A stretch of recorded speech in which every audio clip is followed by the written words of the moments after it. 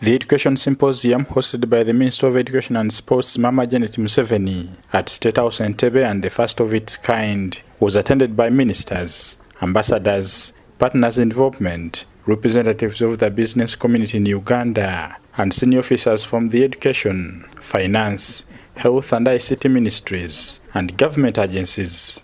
Speaking to the gathering, the Minister of Education and Sports, Janet Museveni, said the closure of schools for nearly 2 years has had a serious effect on the education sector and the economy in general, hence the need for stakeholders to ensure schools reopen safely come January 2022. And the future of this nation. I know and I believe that all of you would like to see our schools good schools, and to see our children really be educated in a very good and fresh environment.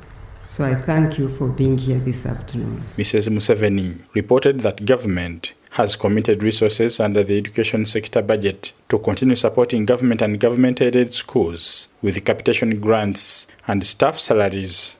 She also said that the Ministry of Education and Sports, in collaboration with the Ministry of Health, will continue with the dissemination of the COVID-19 standard operating procedures for education institutions. She added that government has put in place measures to support the teachers, including a grant of 20 billion Uganda shillings extended to private schools teachers through the Microfinance Support Center. And opportunity was given to the private school owners to access loans from Uganda Development Bank. The contribution of employees and employers of NSSF was also waived off for a special period, and payment of pay-as-you-earn was also deferred.